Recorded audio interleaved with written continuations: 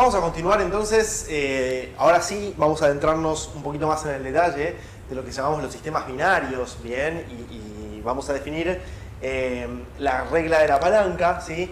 Que es una regla que nos va a permitir calcular, conocer de alguna manera y calcular las cantidades y las composiciones de las fases presentes en el sistema, que de alguna manera es como la esencia de lo que vamos a querer resolver en los problemas que tienen que ver con diagramas de fases. Así que es conocer cuáles son las fases, cuál es su composición y cuánta cantidad hay de cada una de las fases. Bien. Entonces, para eso vamos a empezar con el sistema más simple que nos podemos imaginar. ¿Se recuerdan cuando vimos el concepto de difusión? ¿Sí? Empezamos planteando lo que se llama la cupla de interdifusión, que era entre los elementos cobre y níquel. Bien. Y habíamos planteado cobre y níquel principalmente porque dijimos que tenían la misma estructura cristalina, ¿sí? Ambos dos son FCC, tenían el mismo, aproximadamente el mismo radio atómico, una diferencia ínfima entre ambos, y tenían las mismas electronegatividades muy parecidas y los mismos estados de valencia. ¿Bien? Entonces, por estas cuatro, porque cumplían bastante bien las cuatro reglas principales de solubilidad, decíamos que tenían lo que se llama eran como intercambiables y eran completamente solubles uno en el otro. ¿Cómo se ve eso en el diagrama de fases? Bueno, vamos a ver en detalle cómo es el diagrama de fases para este sistema, ¿sí? El cobre-níquel. Entonces, a partir de ahora, cuando estudiemos diagramas de dos componentes, ¿sí? Como este que tenemos, un componente es cobre, esto es lo que llamamos componente A, ¿sí? Y tenemos níquel, que es el componente B, ¿bien? Lo que vamos a hacer es estudiar estos diagramas siempre a presión, y lo vamos a dejar acá arriba, ¿sí? Presión igual a una atmósfera, ¿sí? Igual a constante, ¿bien? ¿Por qué vamos a hacer esto? Y bueno, porque la mayoría de los procesos en metalurgia y en los sistemas que vamos a estudiar, nosotros y que tienen aplicaciones ingenieriles, la presión es la presión atmosférica, ¿sí? Y suele ser constante. No suele ser una variable con la cual vamos a poder jugar en la mayoría de los procesos industriales. Por supuesto, hay procesos donde eso sí es importante. Por ejemplo, explicamos que el carbono se puede convertir en diamante con un proceso que lleva alta presión, ¿sí? O con un proceso, combina alta presión y alta temperatura para fabricarlo industrialmente, o un proceso de muy baja presión. Se puede utilizar, por ejemplo, en el caso de el aluminio para fabricar depósitos de aluminio que sean reflectivos. Esto lo vamos a ver cuando lleguemos a ver aluminio. Hay procesos en la industria, por supuesto, donde la presión juega un rol, pero para lo que son los diagramas de fases básicos que vamos a estudiar en el equilibrio termodinámico, para nosotros la presión va a ser igual a una atmósfera y va a tener un valor constante. Entonces lo que vamos a estudiar ahora, ¿sí? Van a ser dos variables. Una de ellas composicional, que es la composición de los componentes, o sea, cuánto del componente A y cuánto del componente B ponemos, y eso es lo que figura en el eje X, y la temperatura, ¿bien? Porque con la temperatura sí vamos a jugar bastante en lo que se llaman los tratamientos térmicos, ¿bien? Entonces, fíjense, en el eje X aparece composición en peso, bueno, acá dice composición en peso de níquel, o sea que en el extremo derecho, ¿bien? Donde tenemos 0%, o sea 0% de níquel, el sistema es puramente cobre. Acá vamos a poner cobre puro, ¿bien? Y del otro lado, ¿sí? En el eje que está a la izquierda, fíjense, tenemos 100% de níquel, o sea que el sistema es puramente níquel. Fíjense que acá decía cobre acá abajo, ¿no? Este es el sistema donde el eje que está a la derecha es el de puramente cobre, el eje que está a la izquierda es el de puramente níquel, ¿bien? Y en el medio, esto es níquel, ¿sí? Y en el medio tenemos distintas proporciones de cobre y de níquel, ¿sí? Por ejemplo, en este caso de acá, ¿sí? Tenemos 60% en peso de níquel, o sea que en esta eje del sistema tenemos 60% de níquel, ¿bien? Y 40% de cobre, ¿bien? Entonces, en toda esta eje del sistema tenemos la composición en peso en níquel. Fíjense que acá También algunos diagramas en la parte de arriba dibujan o grafican la composición en porcentaje atómico. Nosotros no le vamos a dar particular importancia a la diferencia entre porcentaje atómico y porcentaje en masa. Nosotros vamos a estudiar los diagramas siempre en porcentaje en masa y por eso vamos a estar siempre mirando el eje de abajo del diagrama. Bien, entonces vamos a borrar un poquitito todo esto que escribimos. Vamos a volver a poner acá presión igual a una atmósfera. ¿Sí? Una atmósfera. Y vamos a ver qué es lo que pasa en el diagrama. Entonces, vamos a ver primero qué es lo que pasa en la parte de cobre puro. ¿Sí? Fíjense. En este campo que está acá, ¿sí? En todo este campo que está acá, que estoy marcando, bien, el diagrama de fases me dice, acá existe alfa. Y alfa es un nombre que se le da en este diagrama de fases al sólido. Bien, acá esto es una manera, ¿sí?, de llamar al sólido, ¿sí?, que es un sólido con una cierta estructura cristalina. ¿Cuál? Y bueno, dijimos que el cobre y el níquel eran las dos FCC, con lo cual alfa, ¿sí?, en este caso es igual a FCC. Bien, y fíjense, en la parte izquierda del diagrama, la de cobre puro, ¿qué es lo que pasa? Si nosotros tenemos cobre puro, ¿sí?, a 1000 grados, fíjense que las temperaturas van entre 1000 y 1500 grados. A 1085 grados exactamente se produce la fusión del cobre, ¿sí? Entonces, acá abajo, ¿sí?, de acá para abajo, tenemos cobre sólido y acá de 1085 para arriba tenemos, acá era cobre sólido y de 1085 para arriba tenemos cobre líquido. Bien, ¿por qué? Porque el diagrama de fases me marca que en todo este campo que está acá, ¿sí?, que estoy marcando ahora, bien, tenemos líquido. ¿Sí? Entonces este es el diagrama de fases del cobre-níquel. Estamos viendo la parte de cobre puramente hablando, ¿sí?, solamente cobre. Y el único cambio que vemos es que por debajo de 1085 grados el cobre es sólido, por encima es líquido, ¿sí? Entonces tenemos un punto que es la temperatura de fusión del cobre puro. Bien, vamos a ver qué pasa entonces ahora en el otro extremo, bien, el extremo del níquel. Pese a que son muy parecidos, tienen puntos de fusión diferentes. Bien, el cobre funde a 1085 grados, el punto de fusión tiene que ver con la energía de interacción entre los átomos de la misma especie. Bien, y el níquel puro funde a 1453 grados centígrados. Acá pone la temperatura en Fahrenheit, no le demos bola a esta parte, miremos la temperatura siempre de este lado, ¿sí? Entonces, ¿qué pasa? Nosotros subimos la temperatura, estamos níquel puro, ¿bien? Tenemos un bloque 100% níquel puro, subimos la temperatura, estamos a 1200 grados, no pasa nada, 1300 grados, no pasa nada, 1400 grados, no pasa nada, ¿sí? Y a 1453 grados, bien, por encima de eso es níquel líquido, por debajo de eso es níquel sólido. Bien, eso es esencialmente los dos extremos del diagrama. Y lo que queremos ver ahora es qué pasa adentro. ¿Qué pasa cuando nosotros introducimos distintas proporciones, ¿sí?, de cobre y de níquel, de manera tal de estar en estos puntos del diagrama, cualquiera?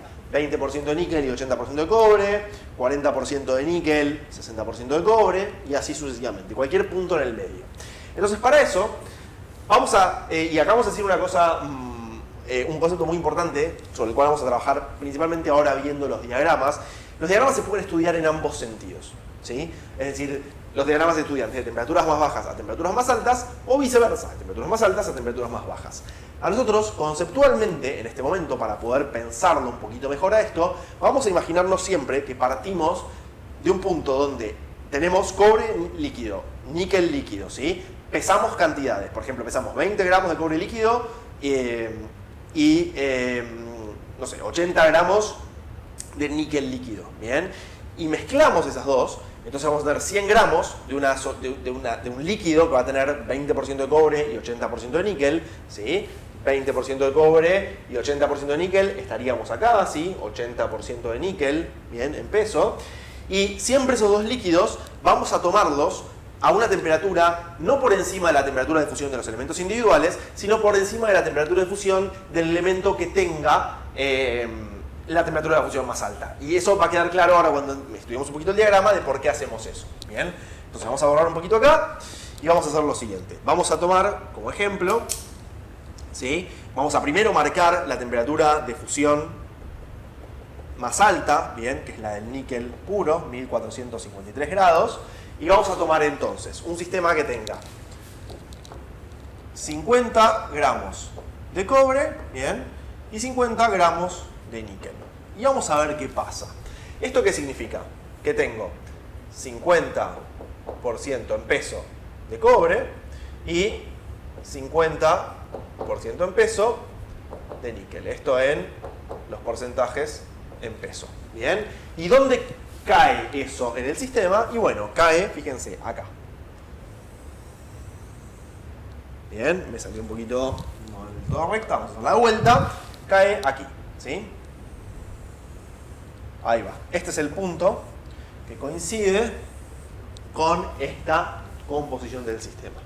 Entonces, fíjense, lo que va a pasar es lo siguiente. Nosotros lo tomamos todo esto ¿a qué temperatura? Vamos a decir a 1500 grados centígrados. Ambos dos, ¿sí? Entonces tenemos un crisol, por ejemplo, o vamos a decir un termo, ¿sí? Donde ponemos adentro de ese termo un ladrillo refractario, de manera que no se funda y demás. Metemos 50 gramos de cobre a 1500 grados, 50 gramos de níquel a 1500 grados, mezclamos, ¿bien? Y lo que vamos a hacer ahora es vamos a tratar de entender qué es lo que pasa cuando enfriamos el sistema, ¿bien? Y lo que va a pasar es lo siguiente, ¿sí? Nosotros vamos a empezar a enfriar el sistema, ¿bien? Y la primera observación que hacemos es que si bien yo tengo níquel, ¿sí? Y tengo cobre, y el níquel, la temperatura de fusión es a 1453 grados, existe una interacción, ¿bien?, entre los dos elementos que produce que el níquel no es que empieza a solidificar a su temperatura de fusión, ¿bien? Recibe algún tipo de interacción con el cobre, ¿bien? Entonces, lo primero que vemos es que la temperatura de solidificación, ¿sí?, del sistema se hace más pequeña, ¿bien? Más pequeña que las dos, que la que sería el níquel puro, ¿bien? O sea, en este punto nosotros podríamos decir, bueno, empezamos a enfriar, estamos acá, partíamos de acá, a 1500 grados, ¿sí? Empezamos a enfriar, bueno, por ahí a 1453 grados empieza a solidificar el níquel puro. Eso no pasa, ¿sí? Fíjense, el diagrama de fases lo que me marca es, si nosotros enfriamos hasta, por ejemplo, 1400 grados, y abrimos ese termo donde teníamos la mezcla, vamos a seguir viendo 100% líquido. No va a haber formación de sólido. Esta es la manera en la que se hace. Bien, estos diagramas se construyen experimentalmente, hay que hacerlo viendo efectivamente el sistema, ¿sí? Entonces lo que vemos es que a 1450 grados, por ejemplo, o a 1400 grados, inclusive, acá a 1400 grados, todavía vemos todo el líquido, ¿sí? Entonces, bueno, seguimos enfriando la temperatura, lo llevamos a 1350 grados, ¿sí? Abrimos el termo de vuelta, todavía sigue siendo líquido. Bien, así es como se construyen estos diagramas. Lo que va a pasar, que es un poquito curioso, y ahora vamos a ver el detalle de cómo ocurre, es que existe una temperatura, ¿sí?, que después a la curva, que une todos esos puntos en las distintas composiciones, la vamos a llamar la curva de liquidus, ¿sí? Existe una dada temperatura donde si abrimos el termo, un poquitito por abajo de esa temperatura, vamos a empezar a ver islitas de material sólido, ¿sí? No sabemos qué es ese sólido todavía. Claramente va a ser algo de cobre y níquel, ¿sí? Pero no sabemos con qué composición, no sabemos ni cuánto hay, lo podríamos llegar a pesar, podríamos sacar esas islitas y pesar cuántos son, o con alguna otra técnica medir cuántos son, y tampoco sabemos qué composición tienen, ¿bien? Lo único que sabemos es que apareció un poquito de sólido. Y lo que pasa, lo que es curioso, es que si nosotros agitamos el termo y lo dejamos ahí a esa temperatura, por ejemplo, vamos a decir a 1300 grados, ¿sí? Justo este punto que está acá. Lo voy a pasar acá a la pantalla para que lo vean, ¿sí? Este punto que está acá lo voy a marcar de otro color para que se vea bien, a 1300 grados, ¿sí? Este punto que está acá, ¿sí? Y lo dejamos ahí. Fíjense que el diagrama de fases, lo que me dice acá, se ve todo mamarracho porque estoy justo superpuesto, pero digo 50%, ¿bien? Era este punto que estaba acá, ¿sí? Fíjense que el diagrama de fases me dice que en ese punto coexisten alfa y líquido.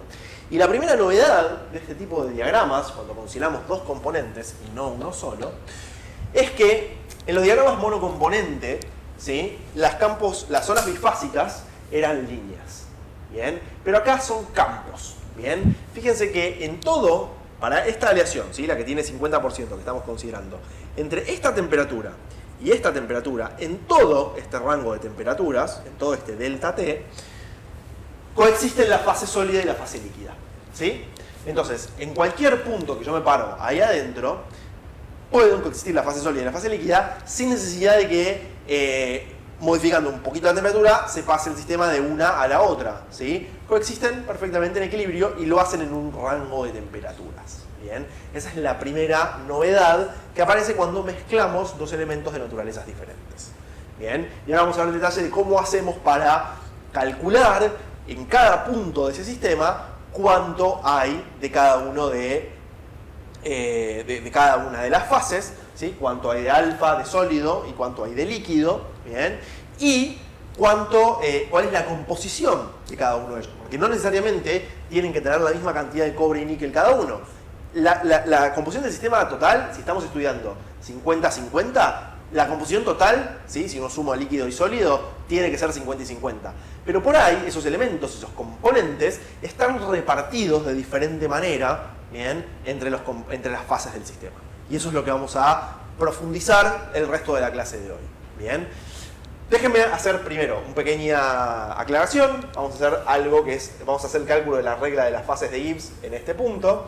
¿Sí? Recuerden que la regla de las fases de Gibbs era la cantidad de fases es igual a componentes más número de grados de libertad de variables no composicionales, cantidad de variables no composicionales menos fases del sistema. Bien, entonces, la cantidad de componentes acá son 2, porque estamos estudiando cobre y níquel.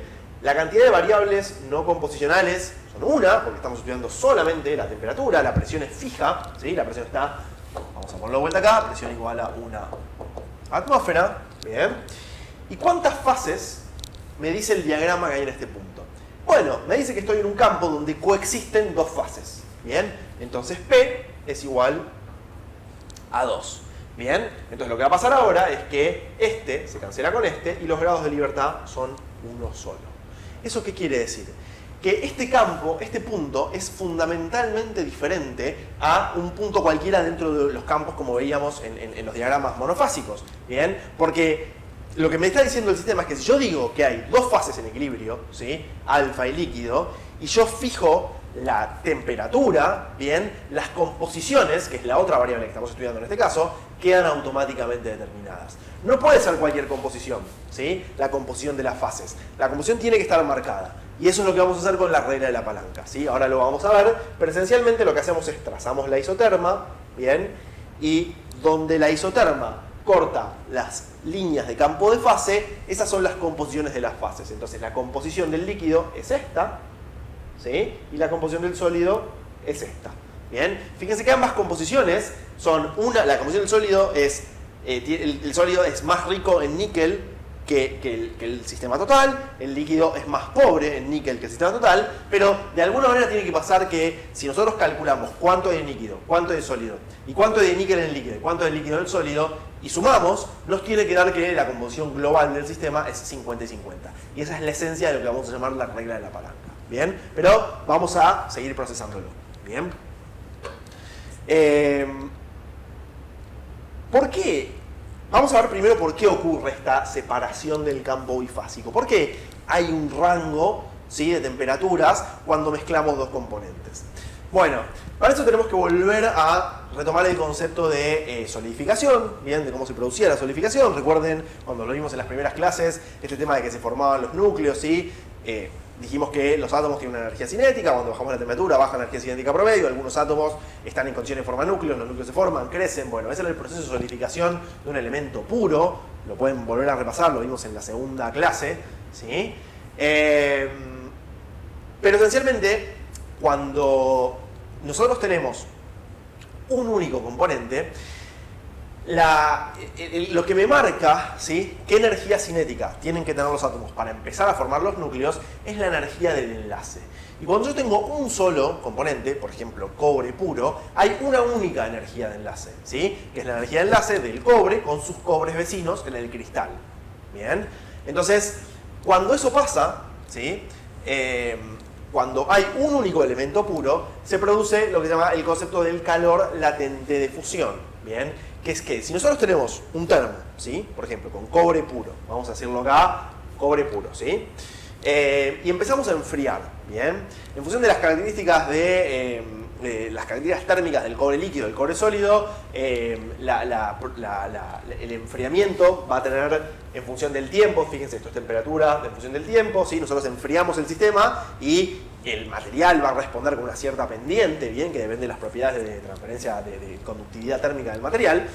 Esencialmente el cobre líquido, nosotros enfriamos la temperatura, baja por aquí, ¿sí? Se enfría, se enfría, se enfría, y cuando llega a la temperatura de fusión, lo que ocurre es que se produce una meseta en el tiempo. Nosotros seguimos enfriando de afuera el sistema, seguimos quitando energía, ¿sí? Seguimos bajando la energía promedio cinética, la energía cinética promedio de los átomos, pero la temperatura, si nosotros metemos una termocupla, un termómetro dentro del cobre líquido, que se está solidificando, la temperatura se mantiene constante en el tiempo. ¿Bien? Eso lo llama calor latente de fusión. ¿Por qué pasa eso?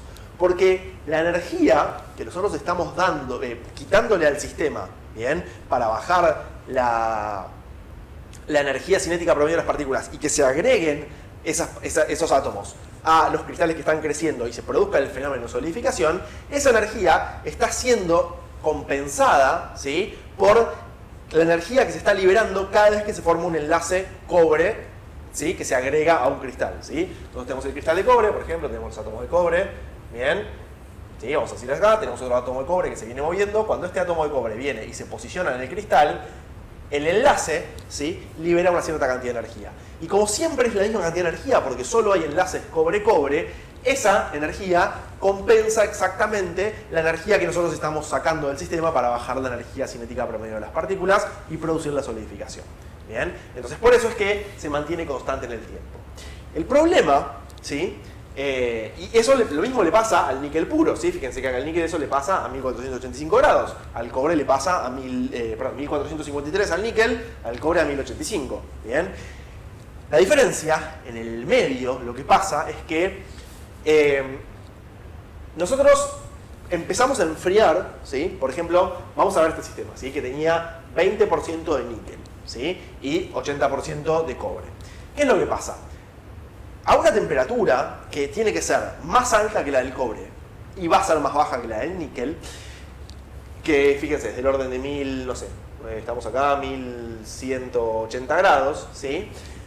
Aparece, lo que va a pasar es que nosotros tenemos partículas de níquel, ¿sí? De alguna manera, en el líquido, o sea, átomos de níquel, átomos de cobre.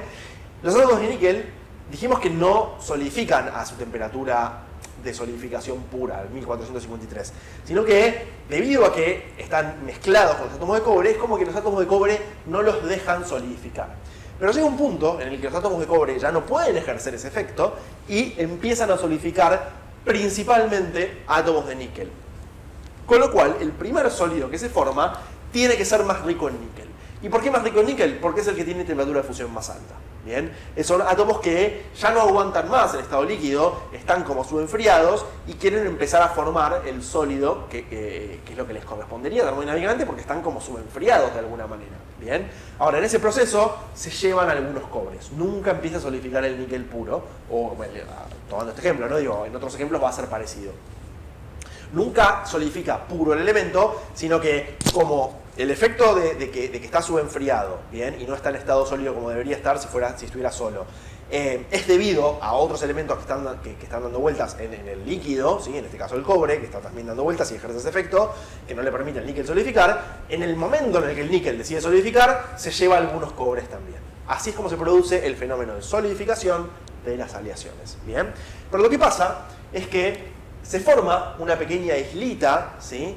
De níquel y cobre, pero el hecho de que haya una mezcla de níquel y cobre hace que esa islita tenga, digamos, los primeros, ¿sí? Enlaces que se forman, es más rica en níquel. ¿Bien? Pero el sistema tiene que tender a la composición global, ¿sí? En el caso este de 20-80, ¿sí? Que estamos estudiando, 20 de níquel, 80 de cobre. El sistema tiene que tender a eso.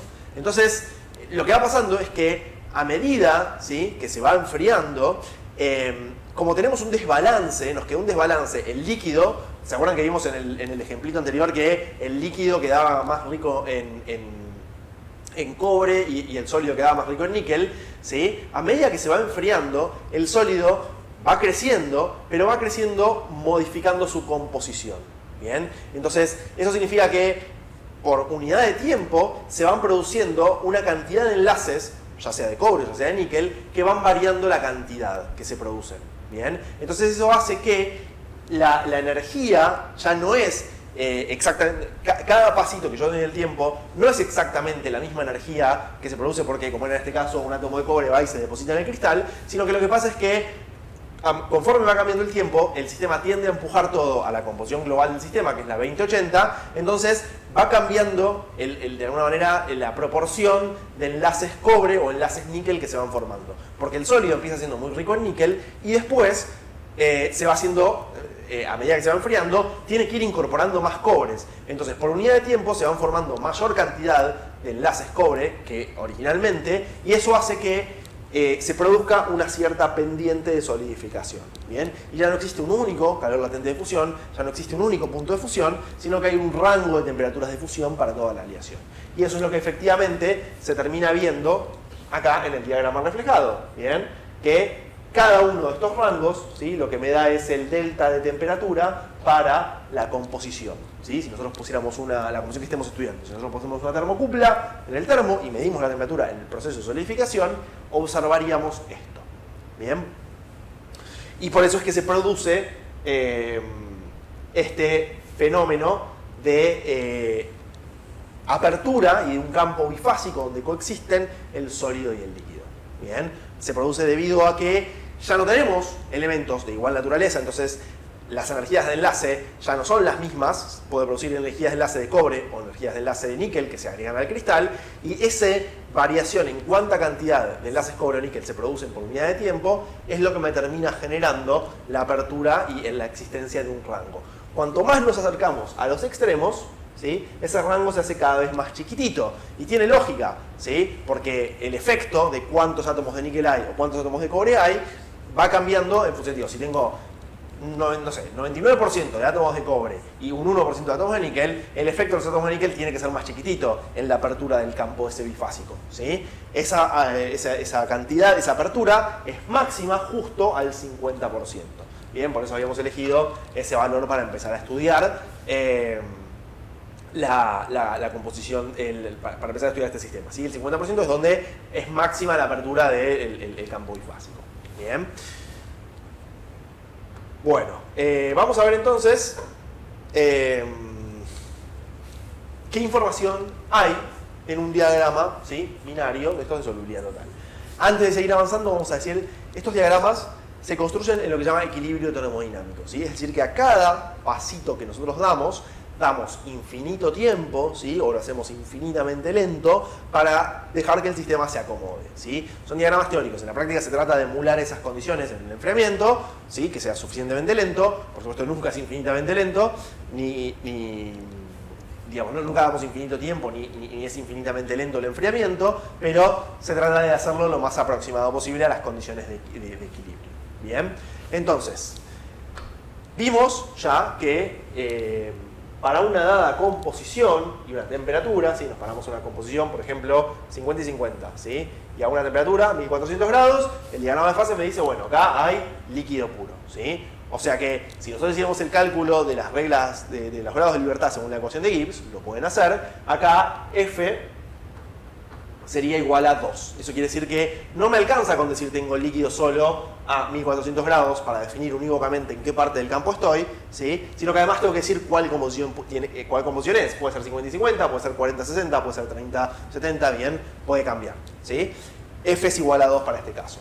Bien, ahora, si estuviéramos como dijimos hace un ratito, a 1300 grados, bien, acá tengo dos fases presentes, con lo cual los grados de libertad, pueden hacer la puntita, pasan a ser 1, bien. Entonces, ¿por qué pasan a ser 1? Porque la composición de las fases me queda unívocamente determinada. Como lo dijimos, hacemos la isoterma, ¿sí?, y donde la isoterma corta las líneas del campo bifásico, esas son las composiciones. Esta es la composición del líquido, bien, ¿sí? Esta es la composición del líquido y esta es la composición del sólido. Bien, eso es lo que dijimos que de esa manera, y tiene algún sentido, ¿no? En este punto, fíjense, el cobre, el líquido tiene más cantidad de cobre, ¿sí?, y el sólido tiene más cantidad de níquel. Es lógico, porque el níquel tiene una temperatura de fusión más alta. Bien, Entonces, en ese punto, justamente, se produce esa repartición de los elementos en las fases, ¿sí? Hay una fase que es la sólida, más rica en níquel, y una fase líquida que es más rica en cobre. Bien. Y lo que nos falta es ver cuánto hay de cada fase. Bien. ¿Cómo podemos hacer para saber? Yo tengo, en este punto, por ejemplo, tengo las dos fases, ¿sí? Tengo fase líquida con esta composición, fase sólida con esta composición, pero ¿cuánto hay de cada fase? ¿Sí? ¿Qué porcentaje del sistema está líquido y qué porcentaje del sistema está sólido? Bueno, para eso vamos a utilizar lo que se llama la regla de la palanca inversa, ¿bien? Que la vamos a charlar ahora en el próximo videito, ¿sí?